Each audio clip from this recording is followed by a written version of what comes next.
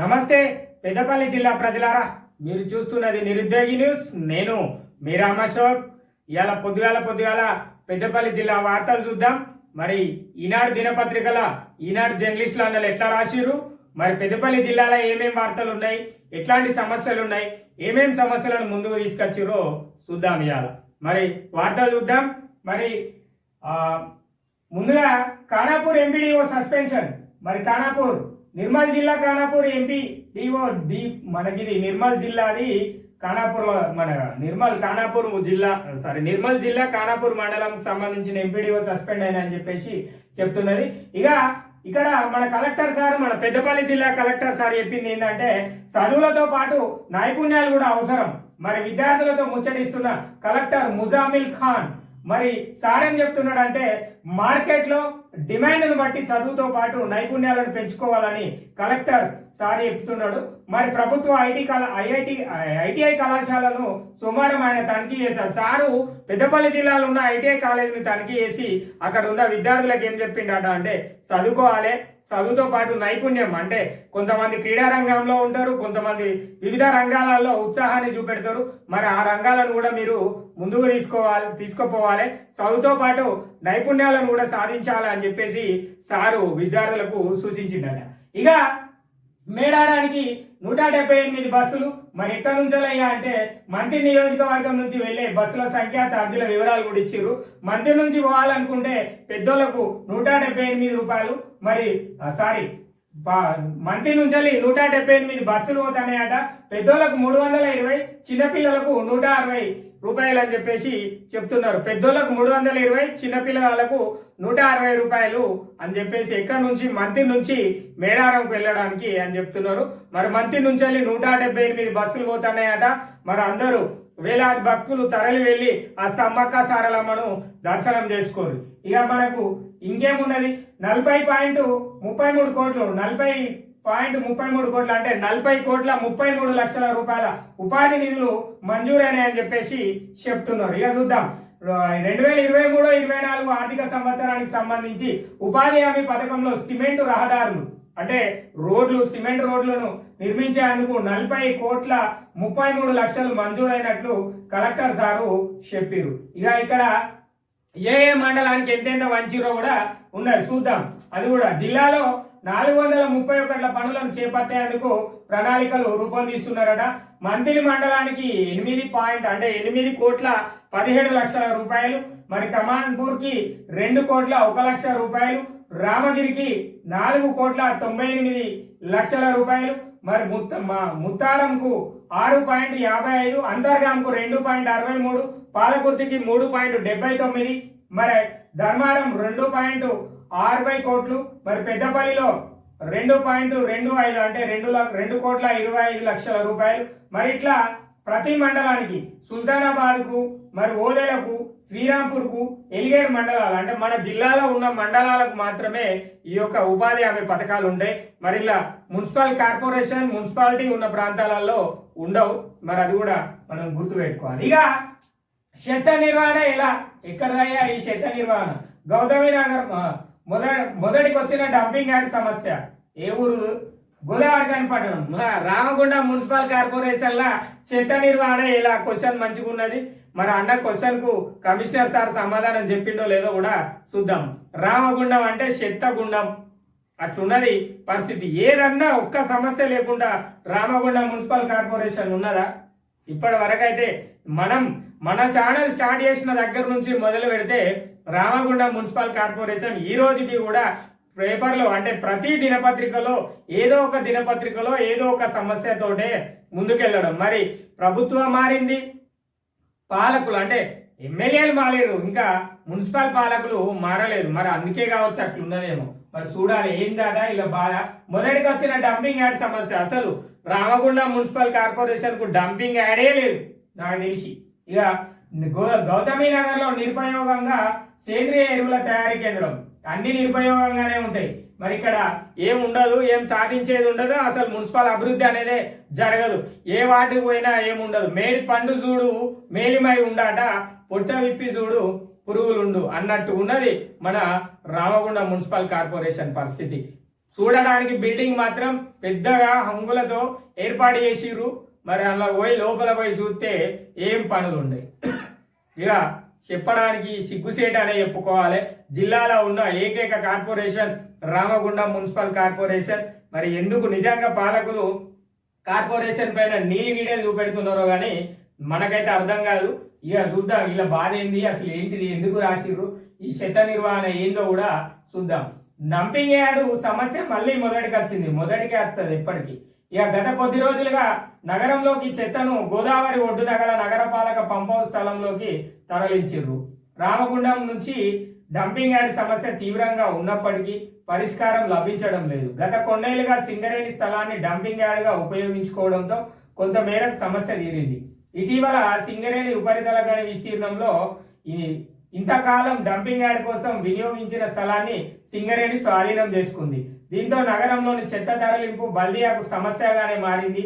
ఎట్టకేలకు సుందిల్ల సమీపంలో కొంత స్థలాన్ని డంపింగ్ కోసం కేటాయించడంతో అక్కడికి చెత్తను తరలింపు మొదలు పెట్టారు. స్థానికులు అడ్డు చెప్పడంతో అక్కడ చెత్తను తరలించలేని పరిస్థితులు నెలకొంటాయి.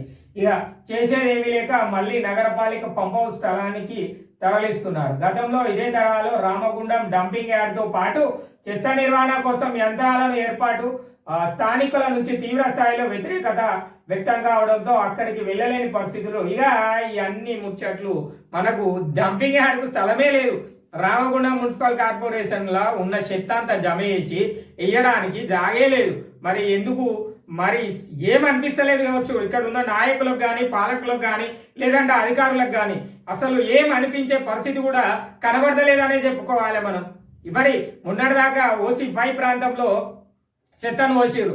సింగరేణులు ఆ స్థలాన్ని తీసేసుకొని వాళ్ళు వాళ్ళ యొక్క కార్యక్రమాలు అంటే OC5 ప్రారంభించారు. తీసుకుపోయి చెత్తను గోదావరి నది ఒడ్డున సమ్మక్క సారలమ్మ గద్దెల దగ్గర వేసిరు. ఇక జాతర ఉన్నది కాబట్టి ఆ చెత్తను తీసి మళ్ళీ పంప్ హౌస్ గాడికి పట్టుకపోతారు. మొన్నట్ల జనాభా కాడైతే వాళ్ళు అద్దని చెప్పేసి వాళ్ళు లొలి పెడితే ఆడ బంద్ చేసిరు. ఇక ఏం చేయాలి మరి ఎక్కడైనా ఒక జాగా చూసుకోవాలి. ముందుగాల మరి అక్కడ సింగరేణి వాళ్ళు స్థలం ఇచ్చిర్రు. రాబోయే రోజుల్లో OC వస్తుంది అన్న విషయము మీకు తెలిసినా కూడా మీరు జాగాను ఏర్పాటు చేసుకోవాలి. స్థల కేటాయింపు అనేది చేయలే.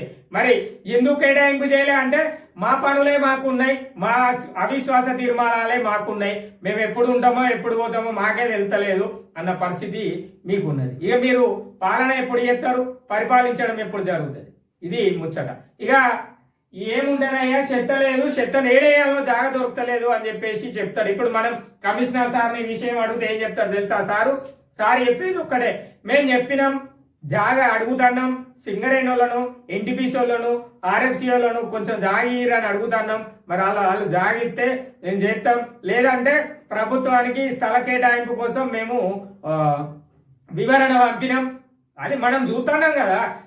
గోదావరి బ్రిడ్జి పైన కంచె లేదు, అక్కడ ఇద్దరు ఆత్మహత్య చేసుకొని 2 శవాలు ఒకే రోజు జరిగితే సింగరేణికి సంబంధించిన వాళ్ళు పైసలు ఇస్తే, NTPC వాళ్ళకు పైసలు ఇస్తే గానీ, RFC వాళ్ళు పైసలు ఇస్తే గానీ మేము కంచె ఏర్పాటు చేస్తాం, అప్పటిదాకా లేవు, మేము ఉన్నతాధికారులకు పంపించినామని చెప్పి ఇది ఫస్ట్ ముచ్చట.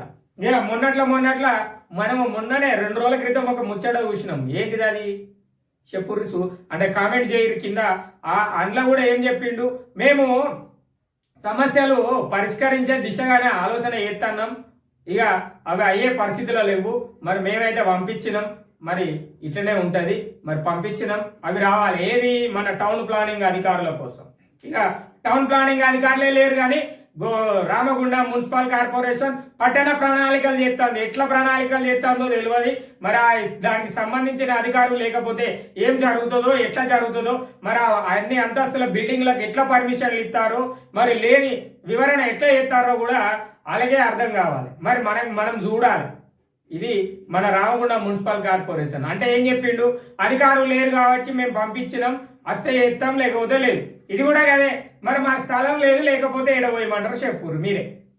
ఇది ముచ్చట. మీరు అక్కడ పోసినప్పుడు ఏం చేసిర్రు, సమ్మక్కల గద్దెల కాడ గోదావరి నది ఒడ్డున పోసినప్పుడు ఏం చేసిర్రు, గౌతమ్ నగర్లో పోసినప్పుడు ఏం చేసిర్రు. మరొక స్థలాన్ని కేటాయించాలి, ఒక స్థలం పెట్టాలి, ఎంతో కొంత మేరకు అక్కడ స్థలాన్ని కేటాయించి దీనికి మరి స్థలం ఉంటేనే చెత్త అక్కడ పోతారు, మరి దానికి రీసైక్లింగ్ ఉంటుంది, అవన్నీ వేస్తాము, మరి అక్కడ పెట్టే ఏ ఆలోచన ఉన్నదా? ఇట్లాంటి ఆలోచనలు ఉన్నాయా? లేవు. ఉండయి.